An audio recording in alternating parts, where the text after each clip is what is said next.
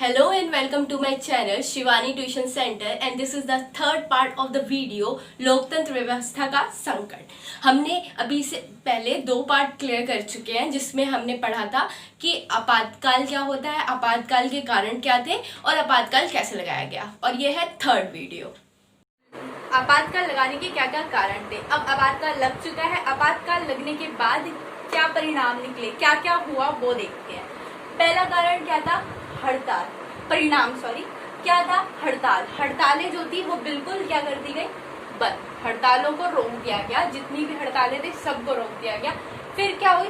एक बड़े स्तर पर रात में 25 जून की रात से ही गिरफ्तारियां चालू हो गई थी। यहाँ तक कि जेल अधिकारियों को जगह खाली करने के लिए 25 जून को ही कह दिया गया था। और 2000 दिल्ली के जो तिहाड़ जेल में 2000 या 200 लोगों के लिए, देख लीजिएगा, गिरफ्तारी करने के लिए जगह खाली कर दी गई थी। तो यहाँ पे बड़े पैमाने पर गिरफ्तारियां हुई। फिर उसके बाद क्या हुआ? प्रेस सेंसरशिप लगा दी गई। अर्थात प्रेस सेंसरशिप का मतलब है कि प्रेस को जो भी छापना है, जो भी कुछ करना है, जो भी लिखना है, वो सरकार से पूछना पड़ेगा। सरकार से ये पहले अनुमति लेनी पड़ेगी कि हम ये छापे या नहीं छापे, ठीक है। तो उसे कहते हैं हम प्रेस सेंसरशिप लग गई थी।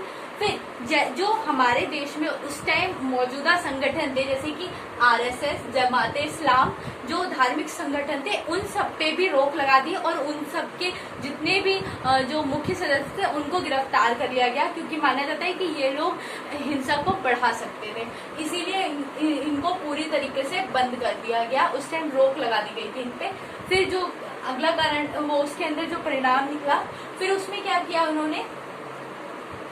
अधिकारों के लिए, जो आपके मौलिक अधिकार है, आप उनके लिए भी न्यायालय नहीं जा सकते थे।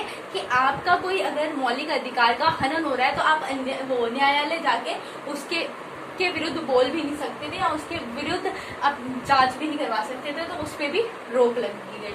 फिर अनुच्छेद 21 को भी खत्म कर दिया गया। ये क्यों मैंने ऐसे बोला, क्यों मेन है ये, कि अनुच्छेद 21 के तहत हमें जीवन जीने का अधिकार दिया गया है, कि किसी भी व्यक्ति को जीवन जीने का अधिकार है, उसके प्राण नहीं छीने जा सकते। अनुच्छेद 21 में क्या है? पर इसमें भी रोक लगा दी गई अनुच्छेद की, अगर जरूरत पड़ी तो किसी की जान भी ली जा सकती है सरकार के द्वारा। तो ये हो गया अनुच्छेद 21। फिर क्या हुआ? नीति निर्देशक तत्व और व्यक्ति प्रत्यक्षीकरण, जो आप 11वीं में पढ़ चुके हैं ऑलरेडी, मैं दोबारा नहीं समझा रही आपको क्योंकि आप ये पढ़ चुके हैं। तो जो बंदी निर्वाचक नजरबंदी थी और व्यक्ति प्रत्यक्षीकरण था, वो भी बंद कर दिया गया, जिसे आप बंदी प्रत्यक्षीकरण के नाम से भी जानते हैं। इन कानूनों पे भी क्या लगा दी गई? रोक लगा दी गई। आप ये भी नहीं जान सकते कि आपको क्यों गिरफ्तार किया गया है, किस लिए गिरफ्तार है, कितने समय के लिए, और आपको मुख्य न्यायाधीश के आगे या न्यायाधीश के आगे ले जाया भी जाएगा कि नहीं जाएगा, नहीं। इन सब पे रोक लग गई। अगर गिरफ्तार किया है तो गिरफ्तार ही कर रखा है, आपको नहीं बताया जाएगा कि कब तक आपको गिरफ्तार किया जाएगा और कब रिहा किया जाएगा या फिर किस कारणवश किया गया है।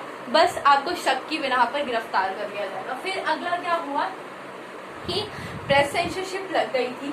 जो इंडियन एक्सप्रेस जो थी वो एक उस टाइम समाचार पत्रिका का नाम है ये इंडियन एक्सप्रेस, और स्टेट्समैन जो पत्रिका थी, उन्होंने क्या किया कि ये खुलकर प्रेस सेंसरशिप के खिलाफ बोले। उन्होंने बिल्कुल सवाल उठाए कि हम नहीं करेंगे, ये नहीं करेंगे, हम नहीं मानेंगे। और जो सेमिनार और मेन स्टेम था, उन्होंने सरकार के आगे झुकने से मना कर दिया। उन्होंने बोला कि हम सरकार के आगे नहीं झुकेंगे, हम सरकार से पूछ के नहीं छापेंगे कि हमें क्या छापना है। उन्होंने बोला कि हम इससे बेहतर है उसको बंद कर दो। उन्होंने क्या कर दिया? अपनी उसको ही बंद कर दिया। फिर उसके बाद क्या हुआ? रेड्डू और शिवराम जो थे, उन्होंने अपनी उपाधि लौटा दी। जितनी भी उपाधियां उन्हें कवि की मिली थी ना, सब उन्होंने क्या कर दी? वापस। ठीक है, यहाँ पर हमारा ये खत्म होता है कि इसमें क्या क्या कारण हो गए, कि परिणाम, यहाँ पे परिणाम हो गए। अब देखते हैं सबक, कि आपातकाल लगने के बाद हमें क्या क्या सबक मिले उससे। पहला सबक हमें क्या मिला कि लोकतंत्र की वापसी। जब 1977 में आपातकाल हटने के बाद दोबारा चुनाव हुए तो क्या हुआ कि ना लोकतंत्र की वापसी हुई, दोबारा से लोकतंत्र आ गया। और ये बात सबको समझ आ गई, ये सबक मिल गया कि चाहे लोकतंत्र को कितना भी दबा लो, लोकतंत्र वापस आता है। चलिए फिर उसके बाद क्या हुआ, सशक्त विद्रोह शब्द का संविधान में शामिल होना।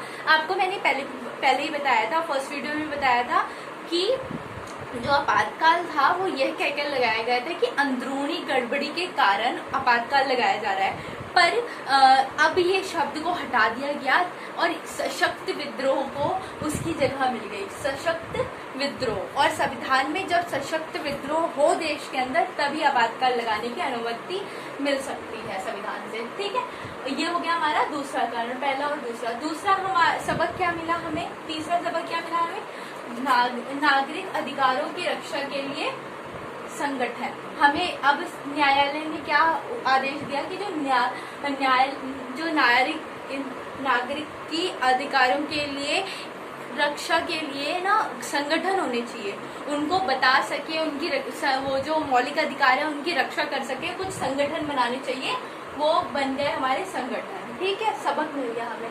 फिर उसके बाद क्या मिला, जनादेश का आदेश। जनादेश ने क्या किया कि इंदिरा गांधी को 1977 के चुनाव में इतनी भारी बहुमत से हराया, जिताया नहीं हराया, इतनी बुरी तरीके से हराया कि इंदिरा गांधी को सबक मिल गया आपातकाल लगाने की वजह से उनके साथ क्या हुआ।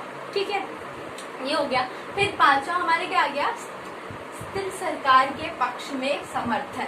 अब क्या हुआ, जब ये 1977 में जो पार्टी बनी थी जनता पार्टी, वो थी गठबंधन वाली पार्टी। गठबंधन का यहाँ पे आगमन हो गया था कि बहुत सारी विपक्षी पार्टियां मिलकर उन्होंने क्या बनाया 1977 में सरकार। बट वो 2 साल भी ढंग से नहीं चल पाई और 1980 में दोबारा से जब चुनाव हुए, दोबारा से कांग्रेस की सरकार आ गई, दोबारा से कांग्रेस की सरकार आ गई। क्यों? क्योंकि वो जो थी सरकार थी एक संगठन के रूप में काम कर रही थी, एक ही सरकार थी और एक मत पे चलने वाली सरकार थी, इसीलिए 80 में दोबारा से इंदिरा गांधी वापस आ गई। देखिए क्या हुआ। और ये इस लाइन को हम क्या दे सकते हैं, स्थिर सरकार के पक्ष में समर्थन। और छठा सबसे मुख्य जो हमें सबक मिला ना, उनमें क्या किया गया कि जो अनुच्छेद 21वां था, जो अनुच्छेद 21 था जीवन जीने का अधिकार, उसमें जो आपातकाल के दौरान उसको दिया जाना चाहिए लोगों को, ये संविधान में दोबारा से संशोधन करके किया गया। और ये संशोधन कौन सा संशोधन था, संविधान संशोधन 44वां। और ये जो सशक्त विद्रोह था, ये भी 44वां संविधान वो था। अब आपातकाल का दौर खत्म हो चुका है। क्या हुआ, आपातकाल का दौर खत्म होने के बाद जब सारे गिरफ्तारियों से छूटकर बाहर आए तो तुरंत ही चुनाव के ऐलान कर दिए गए। तो किसी को भी चुनाव की तैयारियों के लिए ज्यादा मौका नहीं मिला। फिर भी जो जितने भी विपक्षी दल थे एकजुट होकर चुनाव लड़ा उन्होंने और वो भारी बहुमत से जीते और इंदिरा गांधी हार गई थी इसमें। तो अब ये जो गठबंधन की सरकार थी, इस गठबंधन की सरकार के प्रधानमंत्री कौन बने, मोरारजी देसाई। मोरारजी देसाई शुरू से प्रधानमंत्री बनना चाह रहे थे और अब जाके उनका जो अरमान था वो पूरा हुआ था। पर क्या हुआ कि गठबंधन की सरकार की कमियां सबसे पहले सबके सामने आई कि गठबंधन की सरकार में क्या कमियां होती है। वहां पर एक तो सत्ता के लिए कि ये पद मुझे चाहिए, ये पद मुझे चाहिए, ये निर्णय ऐसे नहीं लेना, ये निर्णय ऐसे नहीं लेना, ये सारी चीजों पर घमासान होता है। और इन घमासान के साथ साथ सरकार चलाना बहुत मुश्किल होता है। जब ये घमासान दिखने लग गया, मतलब सबके सामने आने लग गया, तो मात्र 18 महीने ही चल पाई इनकी सरकार, क्योंकि इनमें इतना घमासान मचा हुआ था कि मेरे को ये नहीं करना, सब पार्टी अपना धीरे धीरे क्या करने लगी, अपना समर्थन वापस। तो 18 महीने बाद सरकार गिर गई और जो मोरारजी देसाई थे वो 18 महीने के लिए ही प्रधानमंत्री बन पाए। फिर उसके बाद सरकार गिरने के बाद जो चरण सिंह थे, चरण सिंह ने सरकार बनाने का दावा किया। तो चरण सिंह को कांग्रेस ने क्या दे दिया, समर्थन दे दिया। पर यहाँ पर कांग्रेस ने चरण सिंह के साथ क्या किया, एक भद्दा मजाक किया कि उनको समर्थन तो दे दिया पर मात्र 4 महीने बाद उनसे क्या कर लिया, समर्थन वापस ले लिया और मोरारजी देसाई की भी सरकार गिर गई। इसलिए 1980 में क्या हुआ, दोबारा चुनाव हुए और क्या हुआ, चुनाव होने के बाद जो कांग्रेस थी दोबारा से सत्ता में आई और इंदिरा गांधी ने सारे विपक्षी दलों का सूपड़ा साफ कर दिया। इसीलिए माना जाता है कि जो एक निष्ठ सरकार होती है, जो एक अपने दम पर सरकार बनाती है, एक ही पार्टी होती है, वो पार्टी ज्यादा अच्छी पार्टी होती है ना कि गठबंधन वाली पार्टी होती है। यहीं पर हमारा जो चैप्टर है वो समाप्त हो गया है और हम इस चैप्टर को खत्म करने से पहले एक बार छोटा सा रिकैप कर लेते हैं कि हमें पूरा चैप्टर एक बार में समझ आ जाए। तो हमने सबसे पहले क्या देखा कि सबसे पहले कि सामाजिक स्थिति क्या थी, आर्थिक स्थिति क्या थी, वो देख लिया हमने। फिर सरकार का न्यायालय के साथ जो मुठभेड़ हो रहा था उस समय, जो केस चल रहे थे जिनकी वजह से उच्चतम न्यायाधीश को बदल दिया गया, उच्चतम न्यायाधीश पे अपना आदमी बैठा दिया गया। फिर उसके बाद इलाहाबाद कोर्ट का फैसला आना और इंदिरा गांधी का आपातकाल लगाना, ये सब होने के बाद हमारे पास क्या क्या हुआ हमारे लोगों के साथ, वो देखा हमने कि किन किन तरीकों से आपातकाल के अंदर हम पर अत्याचार हुए, उन पर अत्याचार हुए, माफ कीजिएगा।